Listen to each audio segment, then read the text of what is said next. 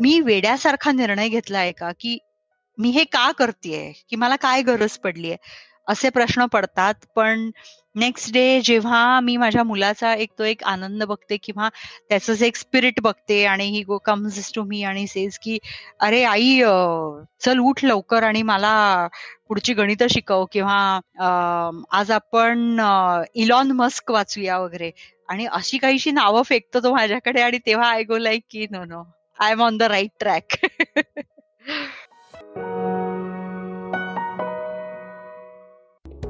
स्वागत आहे तुमचं. मी तुमचा होस्ट नचिकेत शिरे. इन्स्पिरेशन कट्ट्यावर आजच्या यशस्वी आणि प्रेरणादायी लोकांशी गप्पा मारणार आहे. त्यांचे अनुभव ऐकल्यावर आपल्याला आपल्या सक्सेस जर्नीमध्ये त्याचा नक्कीच फायदा होईल. आपण या कट्ट्यावर महिन्यातनं 2दा अशा पाहुण्यांशी गप्पा मारणार आहोत जे स्वतःच्या फील्डमध्ये यशस्वी आहेतच, पण त्यांचा आयुष्याचा प्रवासही प्रेरणादायी आहे. मी तुमचा मित्र या पाहुण्यांशी गप्पा मारायला सुपर एक्सायटेड आहे. इन्स्पिरेशन कट्टाचा हा 11वा एपिसोड आहे. अमृता लँग्स हिच्यासोबत. मी तुमचा होस्ट नचिकेत शिरे तुमचं स्वागत करतो. मूळची अमृता जोशी हिने स्वतःचं नाव अमृता लँग्स करून घेतलेलं आहे, कारण तिच्या आडनावावरनं तिला कोणी जज नको करायला. लँग्स म्हणजे लँग्वेजेस. कारण अमृता ही 27 भाषा बोलते. घरची परिस्थिती अतिशय प्रतिकूल होती, तरी पण ती लहानपणापासून जादूचे प्रयोग, नाटकात काम करणं, विविध खेळांमध्ये भाग घेणं, अशा सगळ्या गोष्टी ती करत होती. त्यानंतर तिने ब्युटी कॉन्टेस्टमध्ये पण भाग घेतला होता. पण फॉरेन लँग्वेजेस किंवा भाषेमध्येच काहीतरी करिअर करायचं असं तिने आधीच ठरवलेलं होतं. त्याच्यामुळे बाकी कुठेही न वळता ती फॉरेन लँग्वेजेस शिकत गेली आणि त्याच्यात करिअर बनवत गेली. आज अमृताला अनेक लोक ओळखतात ते तिला येणाऱ्या भाषांमुळे.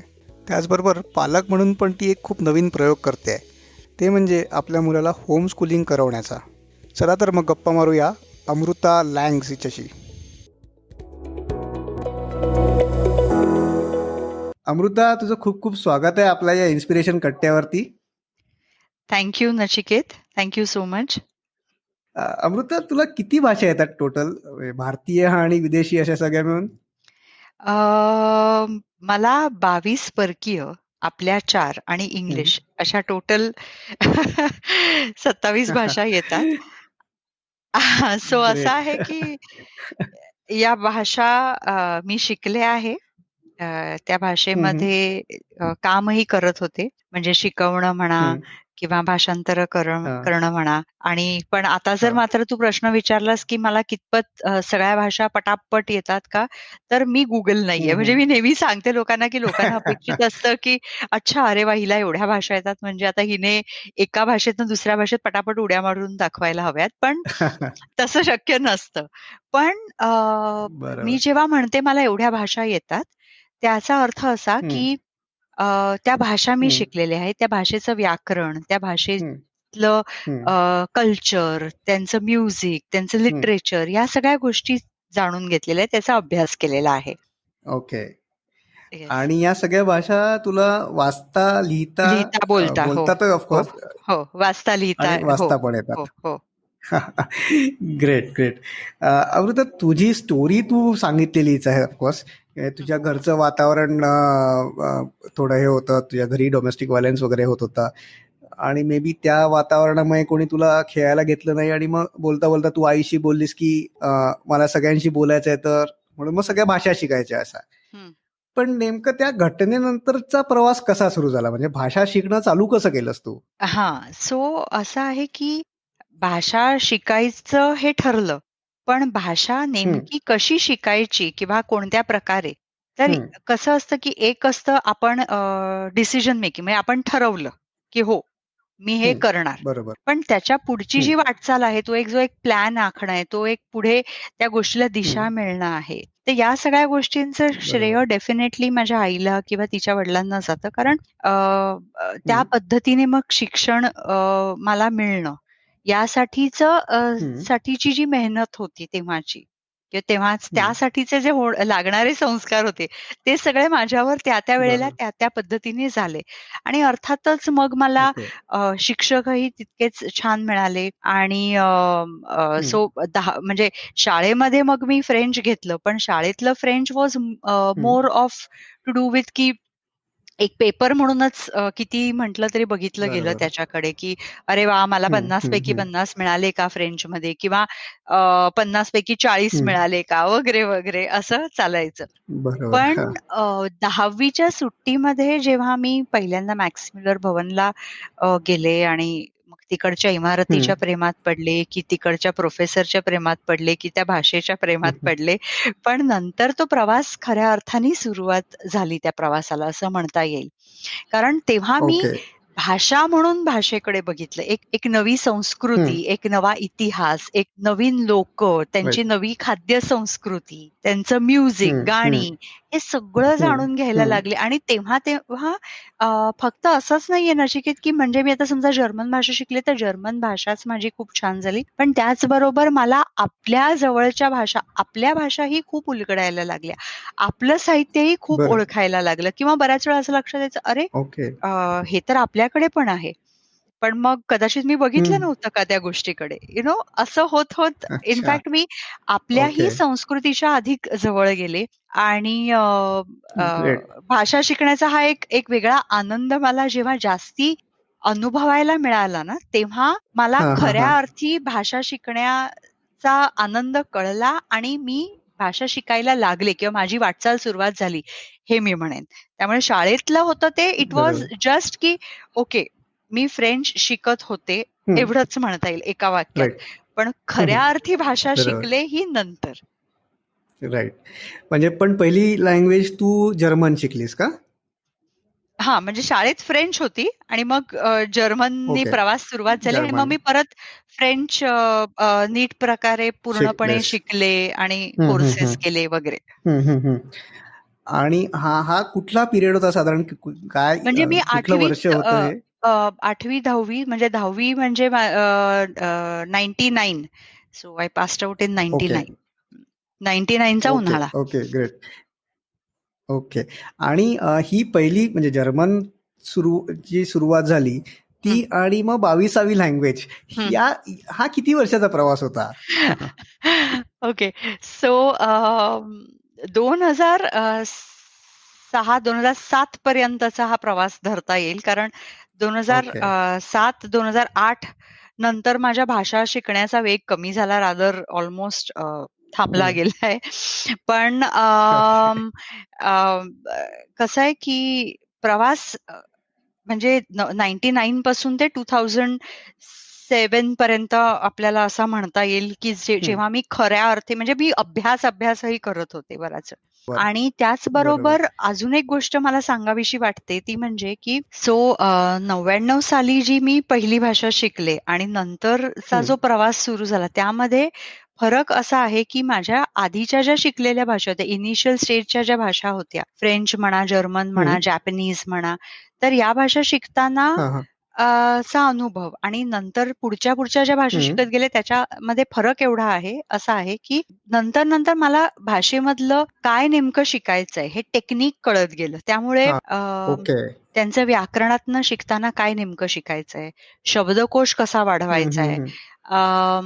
मला बरं. कन्व्हर्सेशनची जर प्रॅक्टिस करायची आहे, तर मी नेमकं काय केलं पाहिजे? हे टेक्निक्स थोडे हं, हं. समजले होते किंवा मी कळालं. माझे काही टेक्निक्स डेव्हलप केले होते आणि त्यामुळे तो ओके. स्पीड अधिक होता. म्हणजे जेव्हा मी स्पॅनिश, मग इटालियन आणि रशियन या तिन्ही भाषा मी एकत्र शिकले. सायमल्टेनियसली शिकले. हं, हं, सो हं. ते हो. करू शकले याचं कारणच ते, की मला काही टेक्निक्स कळले होते. याचा अर्थ असा नाही, की मला बरं. कन्फ्युजन व्हायचं नाही. कन्फ्युजन व्हायचं.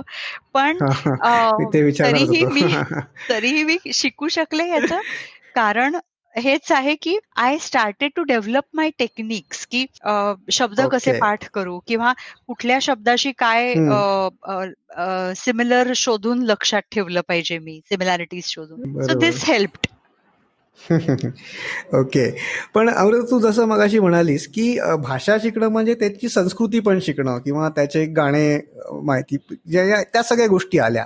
आणि तू हा जो काय सांगतेय 99 ते 2007 चा वगैरे, हा इंटरनेटचा अगदी इनिशियल डेटचा हो, काय होता भारतातल्या. हो, हो. सो मग भारतात राहून ती संस्कृती कशी शिकता आली किंवा त्या येस. सगळ्या गोष्टी कशा तुला खूप, एक्सपोजर मिळालं खूप त्याचं सगळ्याचं? महत्वाचा हा प्रश्न आहे आणि मला हेच नेहमी वाटतं, की आज जेव्हा मी म्हणजे आता माझ्या मुलाकडे वगैरे बघते, तर कुठलाही त्याला हं, एखादा प्रश्न अडला असेल, तर तो चटकन हं, हं. इंटरनेटवरती जातो, म्हणजे ऑनलाईन जातो आणि Google करतो एखाद्या शब्दाचा अर्थ. बरोबर. पण तेच जेव्हा मी फॉरेन लँग्वेज शिकत होते, तेव्हा मला लक्षात येतं, हं, की हं, एखादा शब्द अडला, की तो अडला. म्हणजे आयदर तुमच्याकडे हं, ती डिक्शनरी पाहिजे. बरं, डिक्शनरीज पण सगळीकडे हं. इझिली अवेलेबल नसायच्या. सो आणि हा मी काही फार पूर्वीचा काळ नाही म्हणत आहे. हे मी just I am talking about हां, ऑफ 99, कोर्स. हां. 2000, 2001, 2002, 2003 इट वाज नॉट अवेलेबल. म्हणजे इट वाज नॉट अवेलेबल हो, दॅट हो. इझिली असं म्हणायचंय मला. हं. सो मग बरोबर. प्रत्येक वेळेला व्हीटीला जाऊन तिकडचे जे काही आपले पूर्वीचे जे बुक स्टोअर्स आहेत तिकडेच त्या हां, फॉरेन हां. लँग्वेजच्या डिक्शनरीज मिळायच्या. तिकडे जा बरं.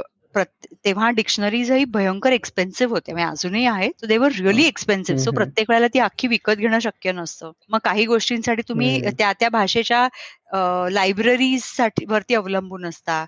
मग तिकडे जाऊन त्या हं, शब्दाचा हं, हं. अर्थ तेव्हा मिळणार. म्हणजे तोपर्यंत तुमच्या डोक्यामध्ये इतकं ते खदखदत राहायचं वगैरे. सो आय वुल्ड से बापरे! आजच्या काळात जेव्हा तुम्ही एखादी भाषा शिकताय ना, तेव्हा बऱ्याच गोष्टी हं, इनफॅक्ट काहीही शिकताय. लाईफ इज ईझियर हं. आणि I think but right. The problem is we are not making the most of it आणि we should make the most of it. की आज तुम्ही इतक्या फास्ट म्हणजे there are wonderful apps like Duolingo, Memrise आहे. असे हं, भरपूर फॉरेन लँग्वेजेस काय कोणतीही भाषा शिकण्यासाठी किंवा कोणतेही स्किल्स डेव्हलप करण्यासाठी आज ॲप्स अवेलेबल आहेत. We should make the best use of it. कारण इतक्या सोप्या आणि चटकन तुम्हाला कोणतीही गोष्ट शिकता येतेय. व्हेअरएज अजून एक हं, गोष्ट हं, जी मला विचारलीस, की मग हे कसं काय मग मी करू शकले? लकीली हं. आय रिमेंबर इन 2005 2006 सॉरी आपल्याकडे Orkut लॉन्च झालं होतं आणि बरोबर. हां. सो तेव्हा त्यावरती मी ना एक लँग्वेज लव्हर्स कम्युनिटी असं एक ऑनलाईन ओके. कम्युनिटी सुरुवात केली होती आणि तिकडे बरेच इतर देशातले वगैरे पण मग समहाऊ मेंबर्स झाले त्या कम्युनिटीचे आणि तिकडे ऑनलाईन माझे काही फ्रेंड्स झाले, जे म्हणजे जसं आता माझ्या लिस्टमध्ये एस्तोनियन वगैरे भाषा आहे ना, ट्रस्ट मी ही भाषा मी खरं हं. तर वापरलीच नाहीये आत्तापर्यंत. कारण या भाषेत कधी काम ओह! येण्याचा कधी प्रश्नच आलेला नाहिये. पण ही भाषा मला शिकण्याचा बरं. योग आला कारण माझी एक एस्तोनियामधली मैत्रीण झाली आणि ती मला तिकडनं एस्तोनियन बरं. शिकवायची, मी इकडनं तिला हिंदी शिकवायची. Luckily she knew English oh! आणि त्यामुळे मी ही भाषा शिकू शकले. So I have never used that language but. वाह! सो म्हणजे so after internet I mean internet was always there. So after maybe social sites like initially networking. जरी हां. ऑर्कुट होतं जरी सोशल नेटवर्किंग पहिलं. हं, हं, हं. सो तो एक छोटा प्लॅटफॉर्म मिळाल्यावर सुद्धा स्कोप एकदम असा वाइडन झाला. म्हणजे आधी कसं बरं. असायचं, की आपण फक्त टीचरवर डिपेंडंट असायचो, की ओके मला हं. माझ्या शिक्षकाला हे विचारायला हवंय कारण till the time I ask my teacher I have no clue what to do. I have no answer. आज ती सगळी आन्सर्स आपल्याला Googleवरनं मिळतात. बरोबर. मस्त. आता तू एवढ्या सगळ्या लँग्वेजेस शिकलीस आणि आता तू शिकवतेस पण आणि बरेच तुझे व्हिडिओज येतात ट्युटोरियलसाठी किंवा म्हणजे हो, इंट्रोडक्शनसाठी वगैरे. हो.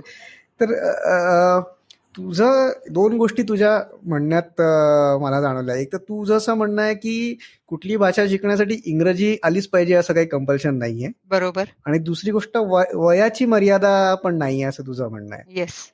तर इंग्रजी नाही येत, तर मग मराठीतनं फ्रेंच किंवा मराठीतनं जॅपनीज असं शिकू शकतो? हो. आणि हं. वयाचं पण म्हणजे किती लहान मुलगा, किती लहान मूल शिकू शकतं. शिकू हां. शकतं आणि किती म्हातारा माणूस शिकू शकतो? ओके. सो पहिल्या प्रश्नाला उत्तर देते, की अ, भाषा शिकताना एकतर हं, इंग्लिश किंवा कोणत्याही भाषेचं माध्यम म्हणजे मी नेहमी एक साधं सोपं उदाहरण देते, की अ, हं, एखाद्या फ्रेंच माणसाला जपानी हं, भाषा शिकायची असेल, तो पहिला हं. इंग्लिश शिकतो का? तो डायरेक्ट जपानी शिकतो. बरोबर. एखाद्या ओके. जर्मन माणसाला स्पॅनिश शिकायची असेल, तर तो स्पॅनिश शिकतो. तो आधी इंग्लिश हं, शिकतो आणि मग स्पॅनिश शिकतो का? सिमिलरली एखाद्या मराठी माणसाला जर हं, जपानी शिकायची आहे किंवा रशियन हं. शिकायची आहे, तर आधी इंग्लिश शिकायला हवी आहे का? तर ह्याचं कशाचंच कुठे काही खरं तर अडथळा असू नये. पण कसं आहे, की आज आपल्याकडे शिकण्याचं मीडियम सो कॉल्ड आपण सगळ्यांनीच बनवलंय, दॅट्स इंग्लिश. आणि त्यामुळे जर त्या बरोबर. टीचरलाच तुम्हाला एक्सप्लेन नाही करता आलं, समजावता नाही आलं किंवा शिकवता नाही आलं, तर मग कुठेतरी वाटतं आपल्याला, अरे मला इंग्लिश येत नाही ना, म्हणून मला फ्रेंच आली नाही. पण खरं त्याचं काहीच लॉजिक नाहीये आणि साम्य नाहीये. म्हणजे त्याचा काही प्रश्नच येत नाहीये. बरोबर. सो भाषा शिकायला कोणत्याही म्हणजे इंग्लिश यायलाच हवी का? तर नाही. मग तुम्ही कसं शिकू शकाल? आता आज जर तुम्ही Duolingo, मी ह्याचं उदाहरण या ॲपचं नाव मी मुद्दामून घेते, कारण हा एक ॲप मला खरंच मनापासून आवडलाय. याचं कारण असं, की त्याच्यावरती जास्तिक भर हा त्या भाषेला दिलेला आहे. असं नाहीये, की जो मीडियम आहे ना, त्याला तेवढा महत्त्व दिलेलं नाहीये.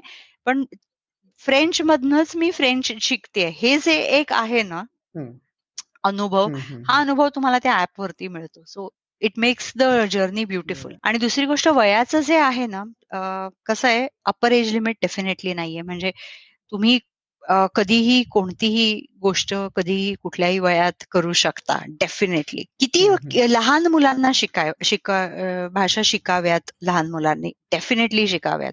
किती लहान वयात? जेव्हा मूल बोलायला लागतं तेव्हा शिकाव्यात. पण त्यामध्ये एक मोठा पण आहे. ओके. सो आपल्याकडे आता कसं झालंय, लहान मुलांनी भाषा शिकाव्यात का? हो, शिकाव्यात. कारण त्यांची ब्रेन डेव्हलपमेंट आणि ह्याव-त्याव आणि बऱ्याच गोष्टी त्याच्यामध्ये लगेच लोकं खूप काही-काही असे मोठे-मोठे लेख वगैरे येतात. पण त्यामध्ये सर्वात मोठा फॅक्टर दुर्लक्षित केला जातो, ज्या गोष्टीकडे दुर्लक्षित केलं जातं, दॅट इज की ती भाषा तुमचे घरातले पालक किंवा तुमच्या शेजारचे शिकवणार आहेत का? नाही. मग ते मूल कसं शिकणार आहे? आज तुम्ही एका अशा बिल्डिंगमध्ये किंवा एका अशा एन्व्हायर्नमेंटमध्ये राहता आहात, की जिकडे तुमच्या घरी समजा मे बी आई तमिळ बोलतेय, वडील हिंदी बोलतायत आणि शेजारी-पाजारचे लोकं फार तर फार काय गुजराती किंवा हिंदी आणि मराठीमध्ये बोलतायत. समजा असं एक एन्व्हायर्नमेंट आहे. आणि तुम्ही अट्टाहास धरलाय, की नाही, मला माझ्या मुलाला आता जर्मन भाषा शिकवायची आहे. मग what will you do? You will put him for a class. बरोबर आहे? तुम्ही एका क्लासला पाठवणार. बरोबर. आणि तुम्हाला मग हे तुमचं डिसिजन आहे, की तुम्हाला किती लहान वयामध्ये तुमच्या मुलाला क्लास एन्व्हायर्नमेंटमधनं शिकवायला द्यायचं आहे. सो भाषा लहान मुलं शिकतात का? हो, शिकतात. पण which is the best way to learn? Natural environment. What do I mean by natural environment? की जिकडे पहिलं म्हणजे ते मदर टंग, मातृभाषा शिकतात. आज आपल्याकडे न्यू गव्हर्नमेंट पॉलिसी बरोबर. आलेली आहे. This is the right day to speak about हो. इट. आणि न्यू गव्हर्नमेंट पॉलिसी म्हटल्यावर तिथेही मातृभाषेला किती महत्त्व आहे. हे रिजनल लकीली लँग्वेजला. आपल्याकडे हां. रिजनल लँग्वेजेस आणि मातृभाषेला महत्त्व दिलेलं आहे, which is such a good हो. Move, you know, which is very important. की राइट. इनिशियली आपल्याकडे मातृभाषेला महत्त्व दिलं पाहिजे. मातृभाषा आणि जर आई-वडिलांची दोघांची भाषा वेगवेगळ्या असतील, मदर टंग्स त्यांच्या, तर इनफॅक्ट द बरोबर. Child will be exposed to 2 languages since birth, isn't it? Right. मग त्या दोन्ही भाषा, बरोबर. तुमच्या शेजारचे वेगळ्या भाषेचे असतील, तर वेगळ्या भाषेचे भाषिक असतील, तर आणखी उत्तम. 3 भाषा मूल बरोबर. लहानपणापासून शिकेल. चौथी गोष्ट, या 3 भाषा तो शिकतोय. त्याच्याच बरोबर मग इंग्लिश शिकलीच जाते. कारण आज कितीही आपण डिनाय केलं तरीही आज इंग्लिश इज बरोबर. बिकम द बिझनेस लँग्वेज आणि प्रत्येक जण शिकतच आहे. मग इंग्रजी बरोबर. आली, बरोबर आहे? या 4 भाषा ऑटोमॅटिकली मूल शिकतंय लहान वयामध्ये. बरोबर. पण तरी समहाऊ आपण कसं आहे माहितीये का आपल्याकडे, की लँग्वेजेस म्हणजे तुम्ही किती भाषा बोलता किंवा तुम्ही कोणत्या भाषा शिकलेल्या आहात किंवा मला माझ्या मुलाला भाषा शिकायची, तर आपण डायरेक्ट फॉरेन लँग्वेजकडेच पहिलं बघतो. आता मला सगळेजण म्हणतील, की "अरे, तू तर स्वतः एवढ्या भाषा शिकल्या आणि आता आम्हाला का हे ज्ञान देते आणि तू तर स्वतः फॉरेन लँग्वेजच शिकली आहेस." सो त्या मुद्द्याकडे मी येते. पण आधी I will just answer to this, की कसं आहे, की लहान वयामध्ये म्हणजे त्या बालपणीच्या वयामध्ये तुम्ही क्लासरूम टीचिंग फॉरेन लँग्वेजसाठी जेव्हा घालता, तेव्हा it could be little you know I mean I don't no. I am not really for it. I would say की जेव्हा मुलाला भाषा समजायला लागते खऱ्या अर्थाने, त्याला व्याकरण समजायला लागतं, हम्म, त्याला स्वतःच्या भाषेवरती म्हणजे ॲटलीस्ट 2 लँग्वेजेसवरती म्हणजे से मातृभाषेवर आणि इंग्लिशवर किंवा मातृभाषेवर आणि हिंदीवर, रिजनल हम्म, लँग्वेजवर कोणत्याही हम्म, 2 भाषांवरती त्यांनी चांगलं एक प्रभुत्व मिळवलेलं आहे. याचा अर्थ असा नाही की तो हम्म. अतिशय उत्कृष्ट म्हणजे शुद्ध लेखनात एकदम पैकीच्या पैकी आहे किंवा भारी भारी साहित्य वाचलंय वगैरे असं काही नाही. पण त्याला भाषा समजतीये व्यवस्थितरित्या. हे जेव्हा आपल्या लक्षात येतं तेव्हा हम्म. तुम्ही क्लासरूम टीचिंगसाठी एखाद्या फॉरेन लँग्वेजला एनरोल करू शकता. मग त्याला ती भाषा ओके. समजेल. नाहीतर मग काय होणार आहे, तो फक्त रट्टापोपट होणार आहे.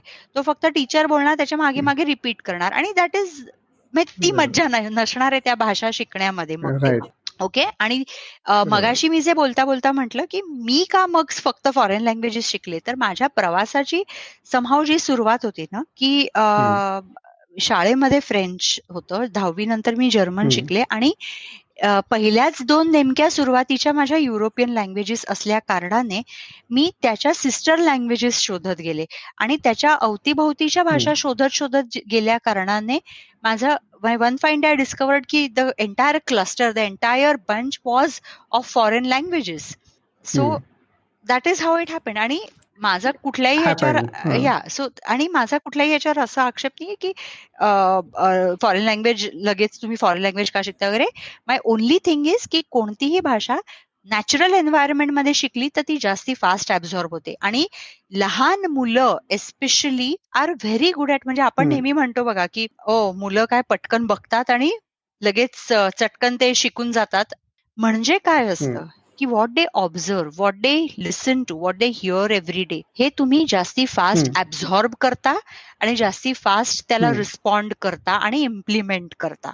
Same thing right. Happens with languages.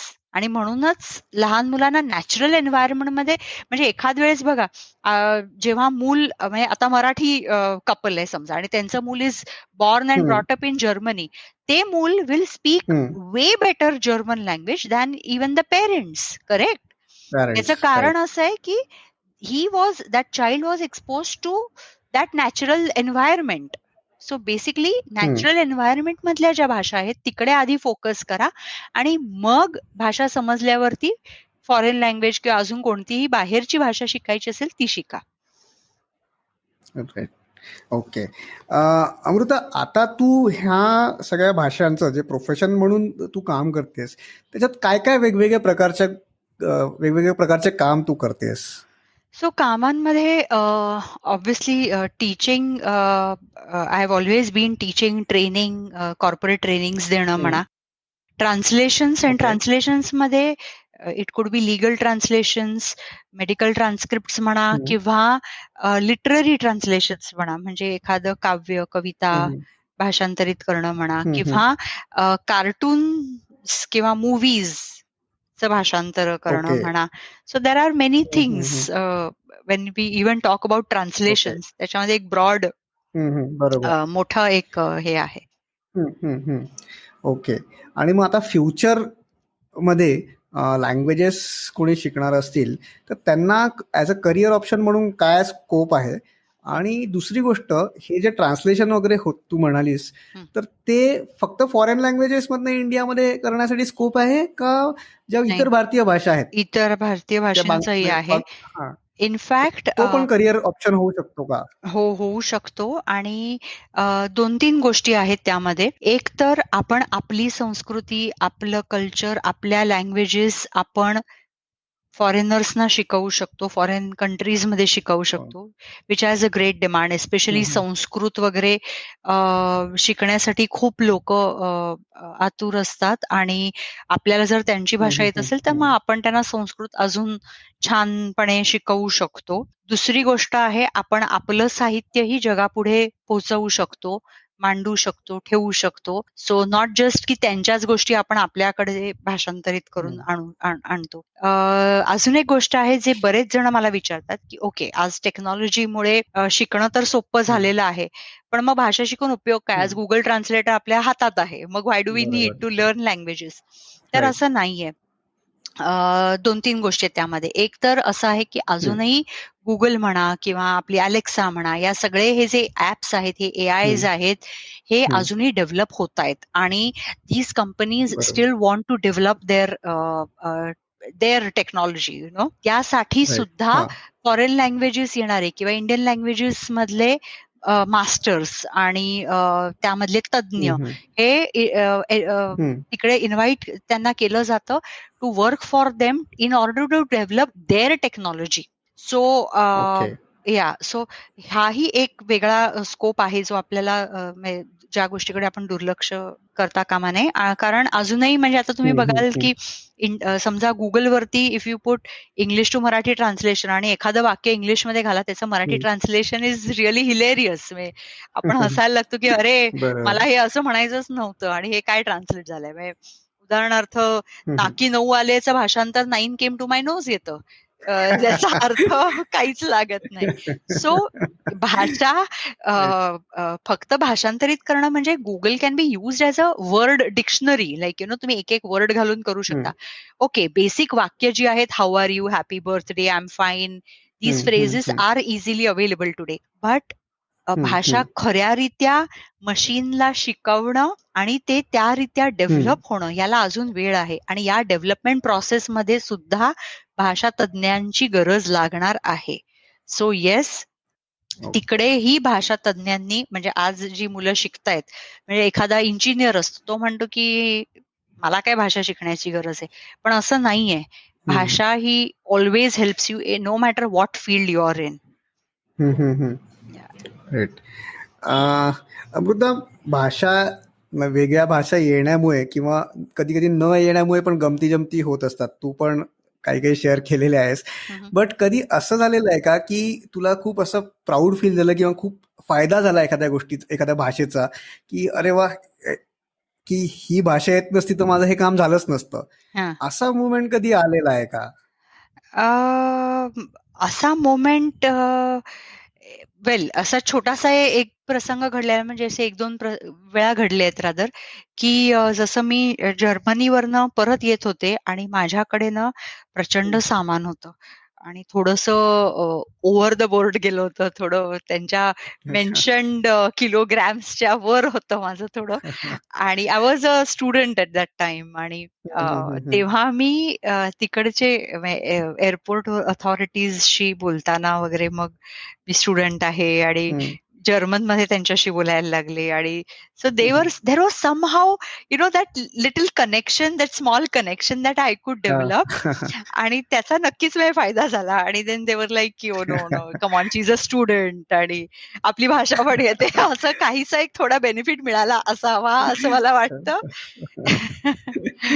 Okay. Yeah! मस्त. तू मगाशी जसं म्हटलीस की नॅचरल एन्व्हायरमेंटमध्ये मुलांना शिकायला पाहिजे भाषा, हं, हं. आणि आपल्याकडच्या ज्या शाळेत ज्या प्रकारे भाषा शिकवतात, म्हणजे इंग्लिश ज्या प्रकारे शिकवतात की पहिले स्पेलिंग पाठ करायला शिकवतात हो, वगैरे. हो. मी तर नेहमीच म्हणतो की मी इंग्लिश हर्षा भोकले आणि सुनील गावस्कर वगैरे यांच्याकडनं शिकलो, शाळेत नाही शिकलो.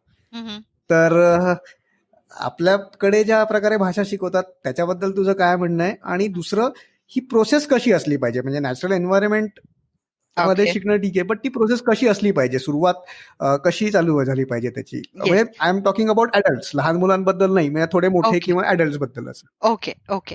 So as you rightly sed, की आपल्याकडे समहाऊ वेल आता अगेन न्यू एज्युकेशन पॉलिसी नंतर राईट. लेट्स होप की आता त्या पॉलिसीचं इम्प्लिमेंटेशनही चांगल्यारीत्या होईल आणि नव्या अप्रोचनी बऱ्याच गोष्टी शिकवल्या जातील आणि शिकल्या जातील.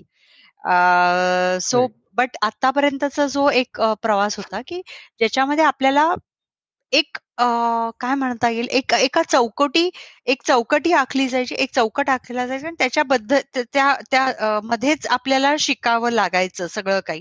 त्या त्या चौकोनात, की हा चौकोन आहे तुझा आणि याच्या बाहेर तू नाही जाऊ शकत नचिकेत. कारण निबंध लिहिता नाही. म्हणजे आपल्याला सांगितलं जायचं किंवा पत्रलेखन असलं तर it has to end with yours sincerely. It has to start in a certain manner. पण आज आपण जेव्हा बघतो की जर क्रिएटिव्ह रायटिंग जेव्हा आपण म्हणतो की जर पत्रलेखन आहे, निबंध लेखन आहे, हे सगळं काही कम्स अंडर क्रिएटिव्ह रायटिंग. आणि क्रिएटिव्हिटी जिथे म्हणतोय तिकडे तुम्ही परत एक चौकोन आखून दिलाय की तुला की नाही गणेशोत्सव काढायचा आहे आणि गणेशोत्सवाच्या चित्रामध्ये तुला कंपल्सरीली 4 माणसं, एक पुजारी तिथे पुढे असं म्हणजे ओवाळतोय आरती असं काढायचंय, हाच सीन पाहिजे. पण गणेशोत्सव मी काढताना समजा गणपती विसर्जनाचा सीन काढला तर असा का नाही होऊ शकत आहे. So there can be or there could be an number of possibilities, I don't know. तर हे जे आहे ना, हे कुठेतरी क्रिएटिव्ह थिंकिंगच आपल्याकडे डेव्हलप होऊन देत नव्हते. त्यामुळे फक्त भाषाच नाही, बऱ्याच गोष्टी आपल्याकडे शिकताना किंवा शिकवताना हा लॅग होता. मग आता नेमकं नॅचरल एन्व्हायरमेंटमध्ये किंवा म्हणजे काय, कशा शिकाव्यात, लहान मुलांनी काय आणि मोठ्या माणसांनी काय. भाषा शिकताना लहान मुलांसारखं भाषेकडे बघावं. म्हणजे मोठ्या माणसांनी हे लहान मुलांसारखं बघावं आणि लहान मुलांनी नॅचरली शिकावं, हा फरक आहे. सो मोठ्या माणसांनी काय करावं, लहान मुलं शिकतात तसं शिकावं. म्हणजे काय, चुका करायला लाजू नये, घाबरू नये, बिनधास्त चुका कराव्यात, स्वतःच्या चुकेवर हसावं आणि सुधरावं.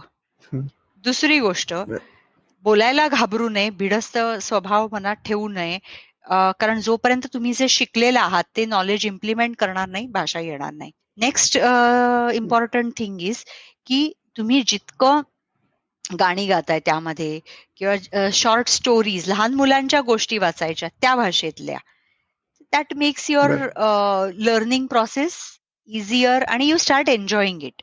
That is what is required. So I think so या 2-3 गोष्टी जर डोक्यात ठेवल्या तर कोणतीही भाषा आपण कोणत्याही वयात कधीही शिकू शकतो. ओके. पण नॅचरली पहिले ती बोलायला शिकायला पाहिजे, राईट? बोलायला, लिहायला, वाचायला, everything goes hand in hand. पण आता म्हणजे जसं समजा तुझी रिक्वायरमेंट आहे की नाही मला लिहिण्याच्या, म्हणजे समजा जपानी शिकतोयस आणि तुला असं असेल की नाही मला तिची स्क्रिप्ट वगैरे वेगळी आहे पण मला लिहायला वगैरे शिकायची नाही, माझं काम फक्त बोलण्याचं आहे, मला फक्त बोलायचीच शिकायचंय, तर असंही होऊ शकतं, व्हाय नॉट. पण अदरवाईज जर तुम्ही संपूर्ण भाषा म्हणून भाषेकडे बघणार आहात आणि पूर्णपणे भाषा शिकायची असेल तर yes, everything goes hand in hand. मग व्याकरण, भाषेचं म्हणजे भाषेत बोलणं, शब्दकोश डेव्हलप करणं, लिखाण करणं, हे सगळं काही एकत्रपणे वाढतं, एकत्रपणे तुम्हाला त्याचा एक समतोल राखून तुम्हाला शिकावं लागतं. Okay okay. तू आता जसं म्हटलीस की चौकटीत आपल्याला बांधून ठेवतात शाळेमध्ये, ते चौकटीतनं बाहेर काढण्यासाठीच तू आपल्या मुलाला शाळेत टाकलं नाहीयेस का? हो, सो माझ्या मुलाने शाळा अनुभवलेली आहे, म्हणजे तो शाळेत होता आणि असंही नाही की काही वाईट अनुभव आला. म्हणजे इनफॅक्ट ही वॉज लाईक म्हणजे सगळ्या टीचर्सचा अगदी म्हणजे असा की he will be there everywhere आणि सगळ्या टीचर्सचाही लाडका आणि ह्यालाही सगळ्या त्याच्या टीचर्स अति प्रेम याचं सगळ्या टीचर्सवर वगैरे. पण सो वी हॅड होमस्कूल्ड हिम 1 वर्षासाठी. मग त्याला शाळेत घातलं होतं आणि मग तेव्हा वर्षभर शाळा अनुभवल्यावरती तो म्हणाला आम्हाला की आई आपली शाळा बेटर आहे. सो तेव्हा मग आम्ही म्हणजे असं फाइंड आउट करण्याचा प्रयत्न केला की काही वाईट अनुभव तर नाही ना आलेले त्याला, की असं तू म्हणतोय. कारण कधी कधी मग काय असतं की तो एक अनुभव वाईट डोक्यात बसून जातो आणि आम्हाला असं कधीच नको होतं की त्याला होमस्कूलिंग करतोय म्हणजे होमस्कूलिंग सर्वश्रेष्ठ आहे, शाळा वगैरे बकवास आहे, असं कधी त्याच्या डोक्यात असू नये. कारण we also don't believe in that. शाळा ही चांगल्या आहेत, फक्त आम्हाला त्या पद्धतीने आमच्या मुलाला वाढवायचं नाही. आमच्या डोक्यामध्ये एक there is a way with which we want to teach him और we want him to learn, आणि त्यासाठी आम्हाला त्या होमस्कूल करायचं होतं. सो सिमिलरली आम्हाला त्याच्या डोक्यामध्ये कुठेही नेगेटिव्ह थॉट्स नको होते शाळेबद्दल. अजून एक गोष्ट अशी आहे की त्यालाही अजूनपर्यंत आम्ही क्लिअर ठेवलेलं आहे की बाबा रे, तुझ्या डोक्यात कधीही असं आलं की you want to go back to school, please आमच्याकडे ये आणि आम्हाला सांग, we will put you back to school. So there is no, कारण वी ऑलवेज फील की असं ब्लॅक अँड व्हाईट अख्खं पिक्चर दाखवण्यापेक्षा प्रत्येक गोष्टीचे प्लस मायनसेस असतात आणि इफ वी वेट प्रॉपरली आणि आपला निर्णय घेतला तर इट इज ऑलवेज बेटर. आणि हे सगळे डोक्यात विचार घेऊन करून फॅमिली डिसिजन घेतलेलं गेलं आहे की yes we will go for home schooling, आणि येस मग आम्ही होमस्कूल करायला लागलो. आता गेले 3-3.5 ओके. वर्ष वी आर होम स्कूलिंग हे. ओके. पण हे फॅमिली डिसिजन घेण्याच्या मागे कारण काय होतं आणि फायनली जेव्हा ते डिसिजन घेतलं ते व्हॉट वॉज द रिझन? एक काहीतरी ओके. रिझन असं होतं का? रिझन असं नव्हतं. सो रिझन म्हणशील ना नचिकेत, तर खरं तर it goes back to my college days. तर मी तेव्हा एक छोटं हं, आर्टिकल वाचलेलं which हं, said about some American boy who was homeschooled वगैरे, वगैरे. आणि तेव्हा मला असं हं, वाटलं हं. होतं, की अरे वाह! आपल्याकडे होमस्कूलिंग वगैरे असं काहीतरी असतं ना, तर मी आणखी भाषा शिकू शकले असते असं माझ्या डोक्यात आलं. आणि मी स्वतः डिस्टन्स एज्युकेशन केलेलं आहे 12वी नंतर. माझं ओके. ग्रॅज्युएशन जे आहे, ओके. ते I have done through distance education. ह्याच्या मागचं कारणच हे हं, होतं, की मी ग्रॅज्युएशन करता त्या वेळेमध्ये माझ्या हं. बाकीच्या भाषाही शिकू शकेन. Otherwise which was not possible. कारण मी जर 6 तास कॉलेज केलं असतं, हं. तर मग उरलेल्या वेळेमध्ये बरोबर. माझी जेमतेम एखादी भाषा झाली असती. सो बऱ्याच लोकांना जो प्रश्न पडतो, हा वेग कसा काय मी वाढवू शकले? तर reason was I was doing distance education. त्यामुळे मला भाषा शिकायला, म्हणजे मी सकाळी एक भाषा, दुपारी दुसरी भाषा, संध्याकाळी तिसरी भाषा शिकत होते. शनिवार, रविवारी दुसऱ्या भाषा शिकत होते. That is how it was बापरे! पॉसिबल. सो हो, हो. हे तेव्हा डेफिनेटली डोक्यात होतं. त्यानंतर ऑब्व्हियसली हं, बऱ्याच वर्षांनी देन आय गॉट मॅरिड, आणि आय हॅड दिस थॉट, पण हे नंतर कुठेतरी विसरून गेले होते. मग माझ्या मुलाची जेव्हा हं, हं, हं. शाळा शोधण्यासाठी चा जो प्रवास सुरुवात झाली त्या ह्याला, तेव्हा we had our kind of struggles, आणि मग आम्ही बघत होतो की बऱ्याच हं, शाळेंमध्ये काय इश्यूज आहेत, आणि ऍडमिशन मिळणंच हं. पहिलं तर किती अवघड आहे, आणि सगळ्या या गोष्टी सगळ्या सुरुवात झाली. आणि मग माझ्या डोक्यामध्ये तो परत एक थॉट सुरुवात झाली त्या ह्याला, की अरे वाय नॉट होम स्कूल, पण माझा नवरा हो. Is a very comes from a very structured thought process. म्हणजे तो ओके. इंजिनियर आहे, आणि हं, ही हं. He he he needs to put everything right. In a structure, म्हणजे की अरे पण हे कसं काय, राइट. म्हणजे असं त्याला इनिशियली होतं. बट मग मीही त्याला बऱ्याच काही गोष्टी वाचायला दिल्या. He also started to do his research, आणि मग ओके. त्यालाही थोडा विश्वास बसायला लागला. आणि हा 1 वर्षाचा जो आधीचा भाग होता, तेव्हा it was like a trial for us, म्हणजे लेट्स ट्राय होम हं. स्कूलिंग असं होतं. आणि हं, त्यानंतर हं, हं, जेव्हा हं. अगस्त्य शाळेत गेला, कारण we always had this in mind, की हं, हं. असं नाही की आपली काही तत्व आहेत म्हणून आपण ती सरळ मुलांवर लादावीत. त्यांनी त्याचा निर्णय घ्यावा, त्यांनी शाळा अनुभवावी, आणि जर त्याला आवडली तर लेट हिम कंटिन्यू. त्याच्यामध्ये मग कुठेही तो निगेटिव्ह ऍस्पेक्ट येणार नाही, किंवा we will not force him or nothing, which we were clear on that. Right. So मग तो हं, शाळेत हं. गेला, आणि तेव्हा इनफॅक्ट गौरव म्हणजे माझा नवराच मला सारखा मागे लागायला लागला, "अरे यार, आपलं होमस्कूल होतं ते बरं होतं. हे काय चाललंय शाळेमध्ये? हे काय आहे? ते काय आहे?" म्हटलं आय वॉज लाइक चिल, आपला मुलगा आता एन्जॉय करतोय. Let him enjoy. So but then came a day hmm, when Agastya, म्हणजे आमचा मुलगा Agastya, came to us and said, की हं. "आई, आपली शाळा छान होती गं." तेव्हा द प्रोसेस अगेन स्टार्टेड, की ओके लेट्स थिंक. ओके. मग त्याला आम्ही वेगवेगळे प्रश्न विचारले. मग असं मुद्दामून उलटाच प्रश्न टाकला, "येशी, मला तशी तुझी टीचर आवडायची नाही हां." आणि मग तो असा एकदम आमच्यावर चिडला, "अरे असं का म्हणतेस तू? माझी फेव्हरेट टीचर आहे ती वगैरे. शी लव्हज मी आई."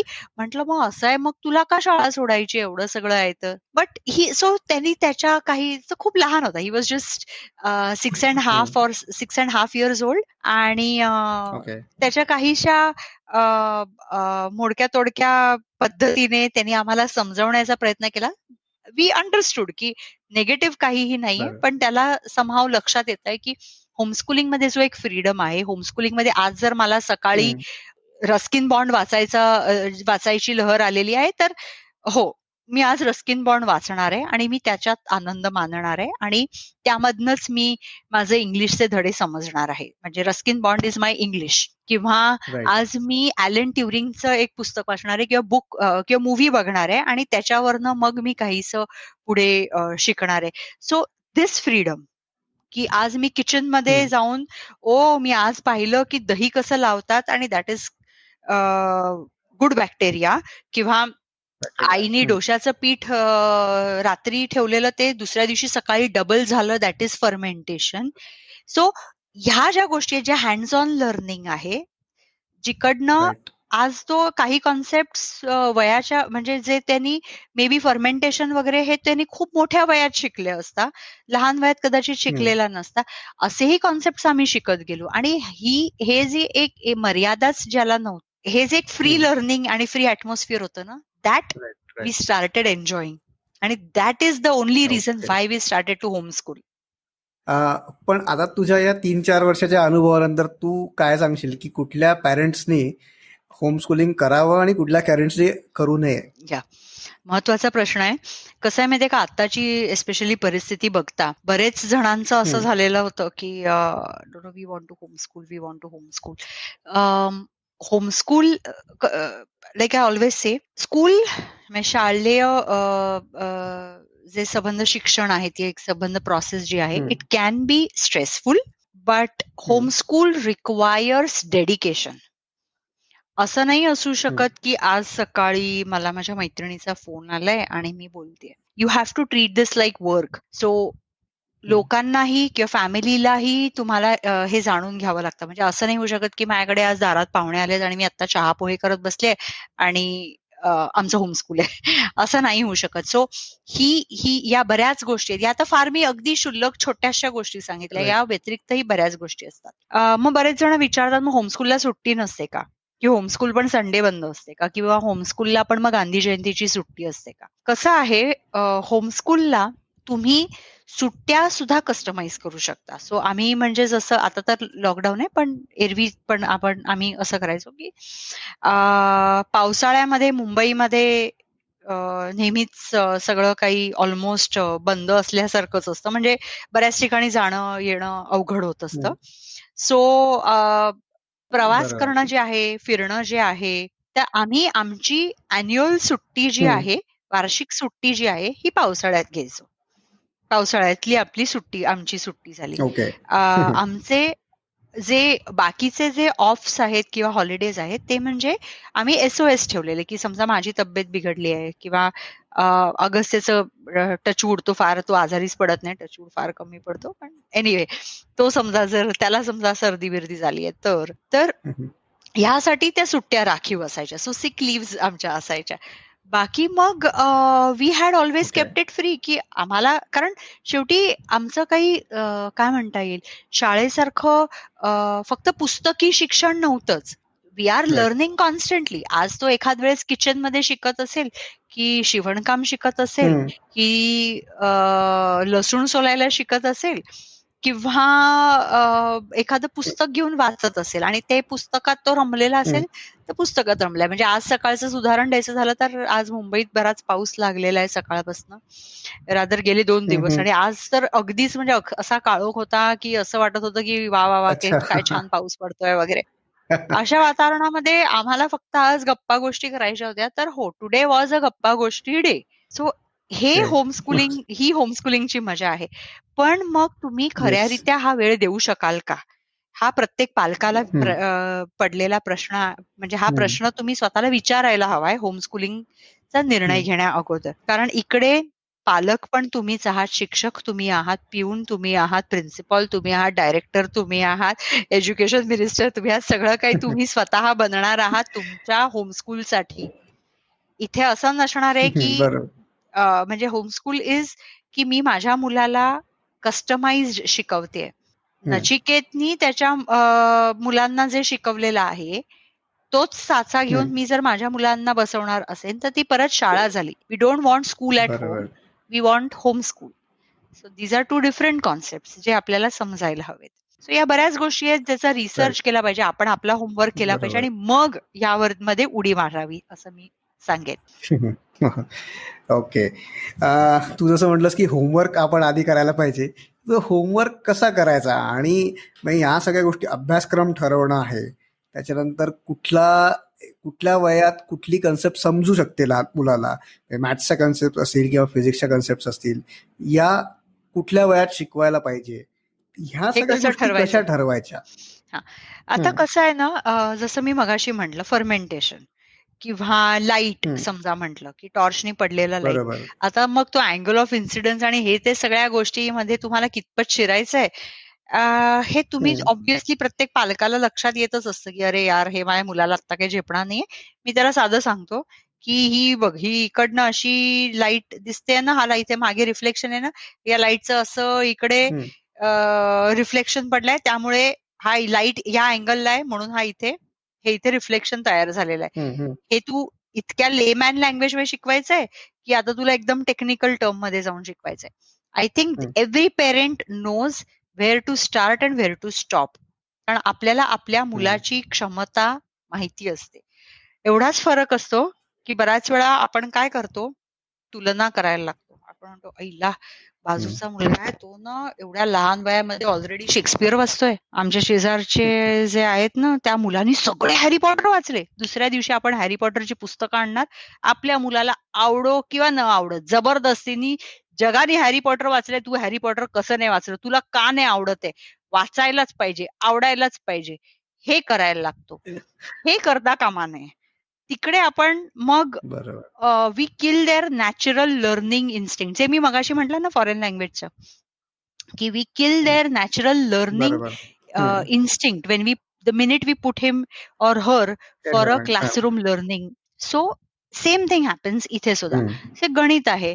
आता जसं गणिताचे पाढे आहेत ना, हे माझ्या आईनी अगस्त्यकडनं अक्षरशः लहानपणी वगैरे, म्हणजे ना असं एक रुटीन, एक रिदम बसवलं होतं. म्हणजे आम्ही त्याला शेड्यूल पण म्हटलं नाही, टाइम टेबल नाहीये, की हे संस्कार आहेत, जे आय थिंक आपल्याही लहानपणी आपल्या आजी आजोबांनी आपल्यावर केले होते, त्याच्या आधी पण जनरेशननी त्यांच्यावर केले होते.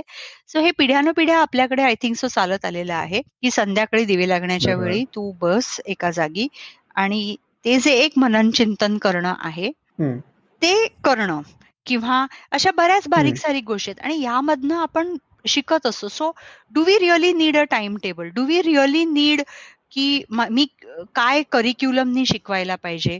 तर इनिशियली तर गरजच नाहीये.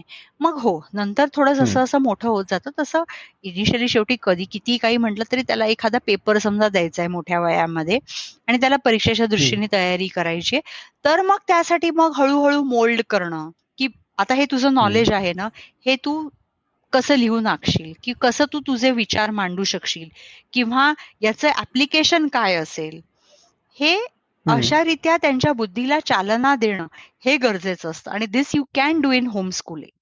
So that's the beauty of it. आणि आय थिंक सो त्या रित्या करत जावं. आणि बाकी मग तुम्ही फार खूप क्रिएटिव्हली तुमचं एक स्वतःचं करिक्युलम आखून नसाल शकणार, तर you can always follow the boards. म्हणजे समजा नाही, मी SSC बोर्डच फॉलो करणार आहे, SSC ची टेक्स्टबुक्स आणावीत आणि मग त्या पद्धतीने शिकवावं.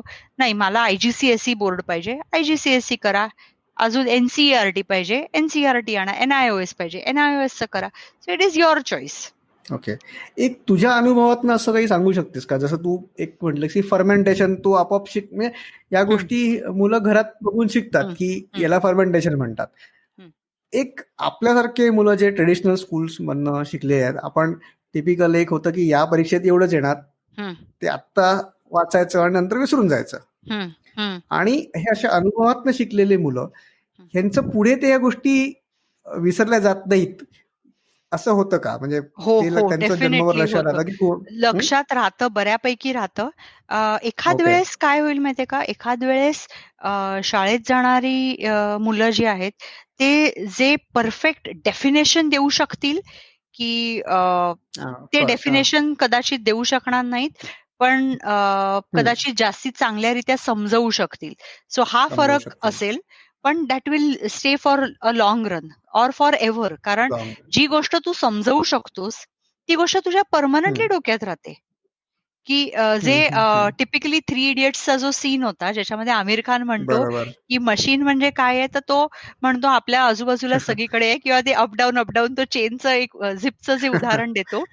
पण तो सर म्हणतो की पण अरे डेफिनेशन बताओ, कहना क्या चाहते हो, आखिर कहना क्या चाहते हो. That can happen, definitely that can happen with a home Schuler. So but त्याला ऍप्लिकेशन ऑफ नॉलेज हे पण अगेन, जर होमस्कूलिंग मध्ये जर तुम्ही स्कूलिंगच मेथड रेप्लिकेट केलीत आणि परत तेच जर घासून तुम्ही करणार असाल, म्हणजे ऍज आय सेड की ती जर स्कूल ऍट होम होणार असेल, तर you will not get these results. Only if it is a home school, then it will happen. म्हणजे आता सध्या जे सगळ्यांचं चालू आहे स्कूल ॲट होम तसं नकोय.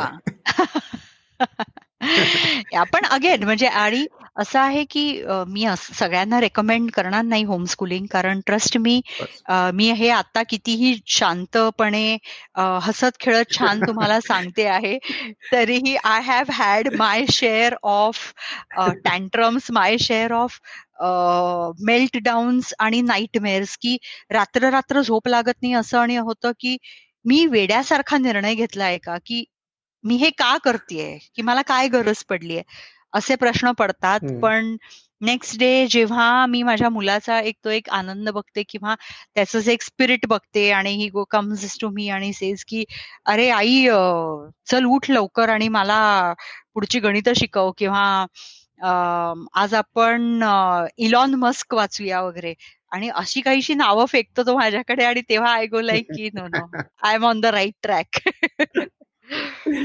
पण मग हे असं विचार येण्याचं की का बरं मी हा निर्णय घेतलाय, चूक केली का, याचं कारण काय असतं? की तो आय अभ्यास थिंक सो तो दिस काम इज करत नाही म्हणून, नाही की नाही नाही पिअर हा प्रेशर? हा जस्ट आपलं आतलं मन आहे.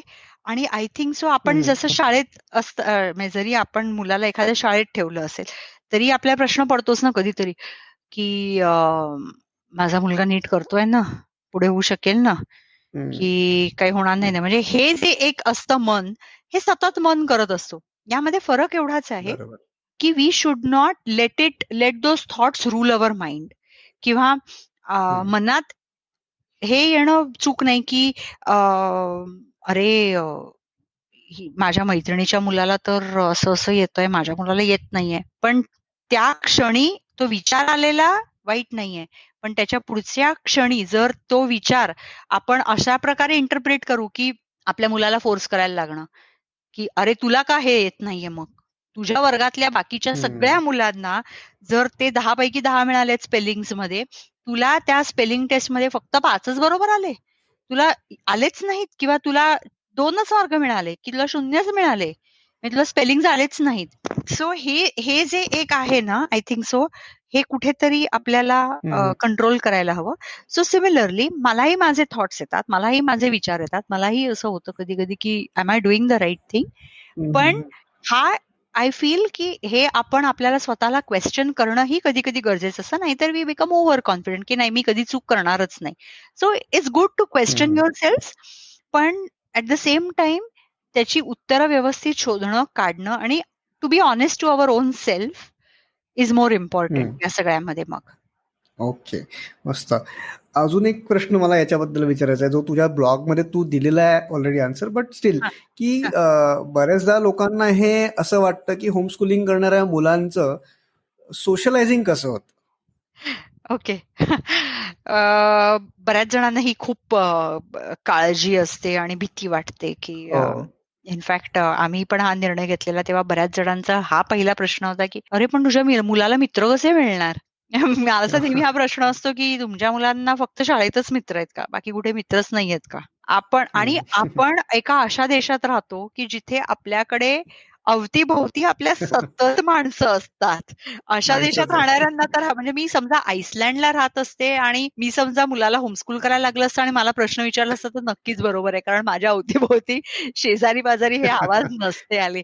लकीली अजूनही आपल्याकडे दरवाजे उघडे असतात, आपल्याकडे शेजारचे पाजारचे इतकी जाग असते, आणि आय डोंट थिंक सो हा आपल्याला खरं तर प्रश्नच पडला पाहिजे. पण तरी आन्सरिंग टू दॅट क्वेश्चन, आपण शाळेबाहेरही आपल्याला फ्रेंड्स असतात, बिल्डिंगमध्ये असतील, आजूबाजूला राहणारे असतील, तुमचे नातेवाईक म्हणजे cousins also are your friends.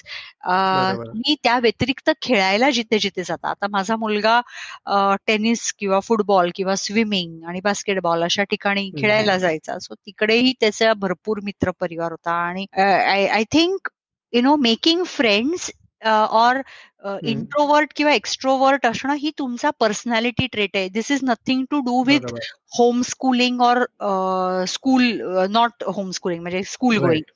ह्याचं बेस्ट उदाहरण लकीली आमच्याकडे असं झालं की I am a very extrovert person. म्हणजे मी मी खूप सतत माणसांमध्ये, मला गप्पा मारायला खूप आवडतात आणि मी माणसांमध्ये असते. त्याच्या विरुद्ध माझा नवरा आहे, म्हणजे he is given a choice, तो त्याचा बरा. बरं. तो उत्तरही फक्त हो, नाही मध्ये देईल आणि तो विषय तिथे संपवेल. So so I always give that उदाहरण, की म्हणजे आम्ही दोघंही शाळेत गेलेलो आहोत, पण इतके वेगळे आहोत. जसं आपण जेव्हा 10वीत आपण जेव्हा एका वर्गात होतो, आपण जर शाळेतलं आपलं रिकॅपमध्ये आठवलं, तर आपल्या वर्गामध्ये जी काही 40, 50, 60, मी किंग जॉर्जमध्ये होते. आमच्या वर्गामध्ये 80 मुलं होती. सो 80 जेव्हा मुलं बापरे! होती आमच्या वर्गामध्ये, सो प्रत्येक मूल वेगळं होतं. एक मूल गप्पिष्ट होतं, तर दुसरं मूल असं होतं, की माझ्या अवती-भोवती एवढी मुलं आहेत, पण मला कोणाशी बोलायचंच नाहीये. So that was his choice. बरं. आणि so this is nothing to do with schooling or home schooling. आणि त्या व्यतिरिक्त आता होम स्कूलिंगच्या कम्युनिटीजही बऱ्याच वाढतायत आणि देर आर मेनी बरं. People who are coming together and studying, असेही प्रकार आहेत. किंवा तू एक विषय शिकवतोयस, मी एक विषय शिकवतेय, असंही होतं. बरोबर. So it is a growing community. So फक्त होमस्कूलिंग करणारे पेरेंट्सही एकमेकांमध्ये आपापसात भेटतात, ती मुलं भेटतात, बोलतात, असंही होत असतं. सो तीही फ्रेंड सर्कल, तेही फ्रेंड सर्कल आहे. आणि इनफॅक्ट होमस्कूलिंगच्या मुलांचा अजून एक बेनिफिट असा आहे, की शाळेमध्ये जाऊन आपल्याला एकच सवय लागते, की आपण आपल्याच वयाच्या मुलांशी फक्त बोलायला लागतो. समहाऊ आपण आपल्यापेक्षा वयाच्या खूप मोठे किंवा आपल्यापेक्षा वयाने खूप लहान मित्रपरिवार आपण कमी बनवायला लागतो समहाऊ. व्हेअरएज होमस्कूलिंगमध्ये कसं होतं, की you become friends across age groups, which is very good, I think, which is fantastic. कारण येस. असं नाहीये, की तू 9 वर्षाचा आहे, तर तू 8, 9, 10 याच एज ग्रुपशी बोल. 9 वर्षाचा आहेस, यू कॅन हॅव फ्रेंड्स बरोबर. फॉर 14. आणि आज माझ्या मुलाचे मेजॉरिटी फ्रेंड्स जे आहेत, ते एक तर 12, 13, 14 वयोगटात आहेत किंवा एकदम लहानही आहेत. 5, 6, 7 ही वर्षाचे आहेत. सो अच्छा. I think that wouldn't have been possible if it was a school. So yes. Right. Okay. Amrita, एक आपल्या पुढच्या राऊंडकडे येण्याच्या आधी एक लास्ट प्रश्न विचारतो, की ह्या कम्युनिटीज बद्दल तू आता बोललीस, तर त्या कम्युनिटीज आता यांना कोणाला कनेक्ट करायचं असेल तर कसं होऊ शकतो, कोणाला जॉईन करायचं असेल या कम्युनिटीज मध्ये? फेसबुकवरती हे ग्रुप्स आहेत. फेसबुकवरती पेजेस आहेत, ग्रुप्स आहेत. Indian homeschoolers community, there is Indian homeschoolers community. प्रत्येक स्टेटच्या आहेत, सिटीजच्या आहेत. अगदी ओके. मुंबई, पुणे, बँगलोर, चेन्नई याच्या इकडे पण आहेत, हैदराबाद. सो बऱ्याच कम्युनिटीज आहेत आणि ते फेसबुकवरही आहेत. ओके. व्हॉट्सअप ग्रुप्स आहेत. ओके. ओके. आपण नेक्स्ट राऊंडकडे वळूया आता. एका वाक्यात उत्तरं द्यायची आहेत. बर. एक भाषा, भारतीय किंवा विदेशी, जी शिकायला खूप सोपी आहे आणि कोणाला शिकायची असेल तर तिच्यापासून सुरुवात करू शकता. जपानी. ओके. एक एक भाषा जी खूप अवघड वाटली तुला, तू शिकलेल्या भाषांपैकी जी खूप अवघड वाटली, पण ती शिकायला खूप मजा आली किंवा ती शिकल्यानंतर खूप फायदा झाला. रशियन. ओके. आणि एक पुस्तक जे तू वाचलंयस आणि ते तू रेकमेंड करशील की प्रत्येकाने वाचायला पाहिजे? युवाल नो कुठल्याही भाषेतलं हरारीची. झालं. ओके, इंग्लिश मधले आहेत. युवाल नो हरारीची 3ही पुस्तकं, सेपियन्स, होमो दियोस आणि 21 lessons for the 21st century. Highly recommended. Amrita, एक शेवटचा हायपोथेटिकल प्रश्न विचारतो आता, ओके. की उद्या समजा संध्याकाळी 8 वाजता तुला दूरदर्शनवर बोलवलं आणि भाइयो और बहनो आणि त्याच्यानंतर 130 कोटी लोक भारतीयांना काहीतरी पॉझिटिव्ह मेसेज तुला द्यायला सांगितला, तू काय सांगशील? बापरे. मी मेसेज असा देऊ इच्छिते या तुझ्या प्लॅटफॉर्मद्वारे, की तुम्ही मित्र आणि मैत्रिणींनो असं म्हणूया आपण. कसं आहे, की आज आपल्याकडे हातामध्ये एक सुंदर असं हत्यार आहे. हत्यार अशासाठी म्हणेन, की ते जे गॅजेट आहे, तो जो एक फोन आहे, ती टेक्नॉलॉजी जी आपल्या हातात आहे, it's a very powerful weapon. Right. हत्यार. कारण जर तुम्ही त्याचा चुकीचा वापर केलात, तर it is terrible. It can be devastating. पण इट इज सो पॉवरफुल, की तुम्ही ऍक्च्युली स्वतःला जगाचं कुठलंही शिक्षण स्वतःला देऊ शकता घर बसल्या. तुम्हाला पाहिजे ते शिकू शकता. तुम्ही कोणापर्यंतही पोहोचू शकता. तुम्ही तुमचे बिझनेसेस डेव्हलप करू शकता. तुम्ही बऱ्याच गोष्टी करू शकता. So I would say use that weapon wisely. आणि प्रत्येकाने म्हणजे असं म्हणण्याऐवजी की हो तो काय फेसबुकवर पडलेला असतो, हे म्हणण्याऐवजी मी फेसबुकवर पडून त्या फेसबुकचा वापर माझ्यासाठी कसा बेनिफिशियल करेन. हो, मार्क झकरबर्गनी पैसे छापले, पण मार्क झकरबर्गनी कसा तो ऍप डेव्हलप केला आणि कसं आज जगाला त्याच्यावरती अवलंबून केलंय, पण त्याच्यामधनं आपल्याला स्वतःला काय फायदा आपण मिळवू शकतोय, त्यामधनं मी माझे कसे बिझनेसेस डेव्हलप करू शकते. मी घरात जर जेवण करणारी असेल तर how I can make my blogs, how I can reach people, how I can make my cookery shows, और हाऊ आय कॅन. आज मला कोणाच्या मीडियासाठी कोणावरती अवलंबून राहायचं नाहीये. I can reach to masses through that gadget. So I would say use that weapon wisely, and that is the only message I would like to give, not just to our Indians but anyone in the world, especially the youth, especially the younger lot. Definitely. मस्त. अमृता, तू वेळात वेळ काढून इथे आलीस, आपल्या सगळ्यांशी गप्पा मारल्या. खूप मजा आली तुझ्याशी बोलून आणि तुझ्या बिझी शेड्यूल मध्ये तू आली. थँक्यू धन्यवाद. Thank you so much. Thank you for inviting. धन्यवाद मित्रांनो हा एपिसोड ऐकल्याबद्दल. मला खात्री आहे अमृता लँग्स बरोबरच्या या गप्पा तुम्हाला नक्कीच आवडल्या असतील. तुम्हाला हा एपिसोड आवडला तर प्लीज नक्की शेअर करा आणि सबस्क्राईब करा आपल्या या पॉडकास्ट इन्स्पिरेशन कट्ट्याला. आणि प्लीज मला मेसेज करा फेसबुक, इंस्टाग्राम @इन्स्पिरेशन कट्टा यावर. पुन्हा भेटूया पुढच्या वेळेस नवीन पाहुण्यांसह. तोपर्यंत बाय बाय.